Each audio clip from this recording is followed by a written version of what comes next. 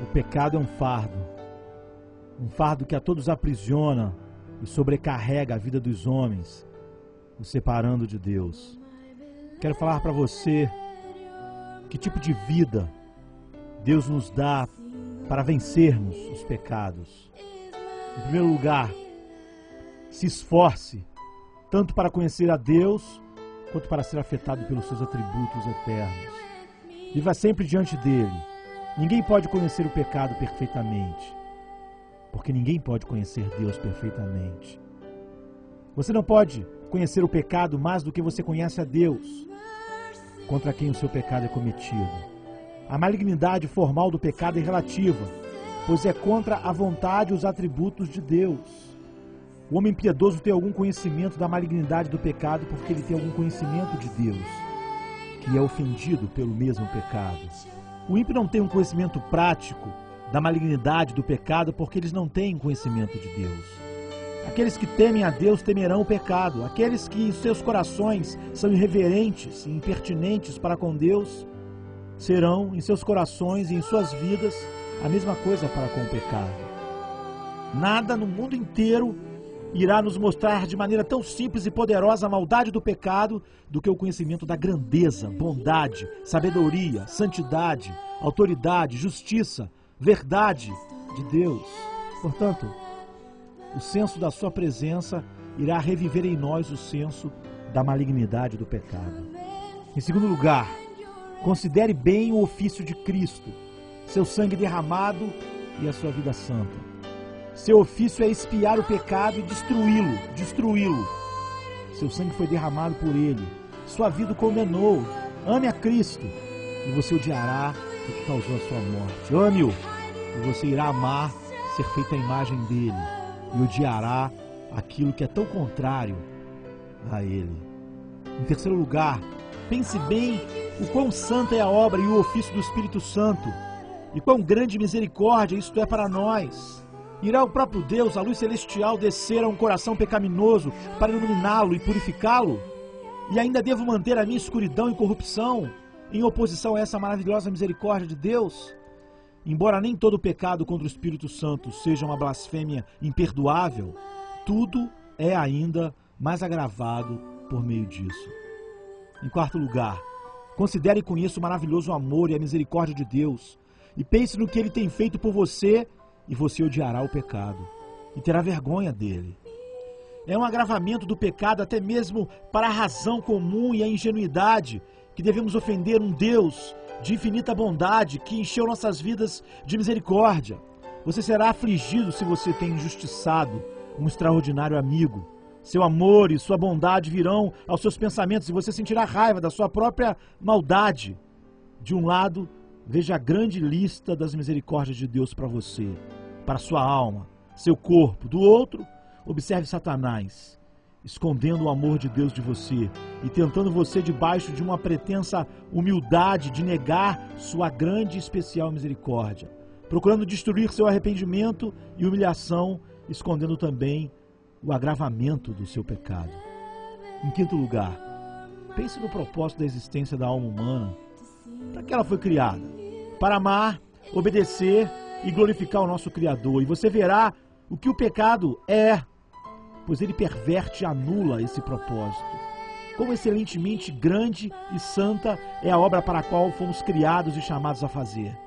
E deveremos desonrar o templo de Deus e servir ao diabo em sua imundície e tolice, quando deveríamos receber, servir e glorificar o nosso Criador? Em sexto lugar, pense bem quão puros e doces deleites uma alma santa pode desfrutar de Deus em sua santa adoração. Então você verá o que o pecado é, pois ele rouba-nos desses deleites e prefere uma luxúria carnal ao invés deles. Com quão grande felicidade poderíamos realizar cada dever, quão grandes frutos poderíamos produzir servindo o nosso Senhor, e que deleites encontraríamos em seu amor e aceitação, e como pensaríamos mais na bem-aventurança eterna, se não fosse o pecado, o qual afasta as almas dos portões dos céus e a faz cair como um suíno no seu amado lamaçal. Em sétimo lugar, considere a vida que você deverá viver para sempre se você for para o céu, e a vida que os santos vivem lá agora, nesse instante. Então, Não pense que o pecado, que é tão contrário a isso, não seja uma coisa tão vil e odiosa. Ou você viverá no céu ou não. Se não, você não é um daqueles para quem eu falo. Se você for, você sabe que lá não há prática do pecado. Não há mente mundana, orgulho, paixões, luxúrias e prazeres carnais. Se você tão somente pudesse ver e ouvir apenas uma hora como aqueles abençoados espíritos estão elevadamente amando e magnificando o glorioso Deus em pureza e em santidade, e quão longe eles estão de todo pecado, isso faria você repugnar o pecado e ver os pecadores num estado de extrema decadência, como homens nus nadando em seus excrementos. Especialmente, pensar que você tem esperança de viver para sempre com aqueles santos espíritos e, portanto, o pecado será desgostoso para você.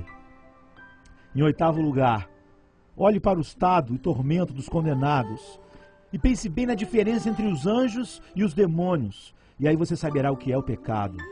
Anjos são puros, demônios são sujos. Santidade e pecado são extremos. Pecado habita no inferno e santidade no céu. Lembre-se que toda tentação vem do diabo para fazer você ser como ele. E toda santa disposição vem de Cristo para fazer você ser como ele. Lembre-se que quando você peca, você está aprendendo e imitando o diabo. E está até agora sendo como ele, como diz João 8,44. E o fim de tudo isso é que você sinta também os sofrimentos dele. Se o inferno de fogo não é bom, então o pecado não é também. Em 9º lugar, sempre veja o pecado como alguém que está pronto a morrer e considere como todo homem o julga no final. O que os homens no céu dizem a respeito do pecado? O que os homens no inferno dizem a respeito do pecado? E o que os homens à beira da morte dizem a respeito do pecado? E o que as almas convertidas e as consciências despertadas dizem? O pecado traz deleite e algo que eles não temem como é agora? Eles o aplaudem? Irão algum deles falar bem do pecado? Porém, todo mundo fala mal do pecado em geral agora, mesmo quando eles amam e cometem diversos atos. Você irá pecar quando estiver à beira da morte? Em 10º lugar, sempre veja o pecado e o julgamento juntos, nunca separados. Lembre-se que você terá que responder por isso diante de Deus, dos anjos e de todo o mundo, e você o conhecerá melhor. Em 11º lugar, olhe para a doença, a pobreza, a vergonha, desespero, podridão e morte na sepultura. E isso vai te ajudar um pouco a entender o que é o pecado. Estas são coisas que estão diante de ti e em seus sentimentos. Você não precisa de fé para entendê-las. E por tais efeitos, você poderá entender um pouco da sua causa. Em 12º lugar, olhe para algumas pessoas santas e eminentes sobre a terra e para o louco, profano e maligno mundo. E a diferença vai te dizer, em parte, o que é o pecado. Não há afabilidade numa pessoa santa e irrepreensível, que vive em amor para com Deus e para com as pessoas, e na alegre esperança da vinda de Cristo?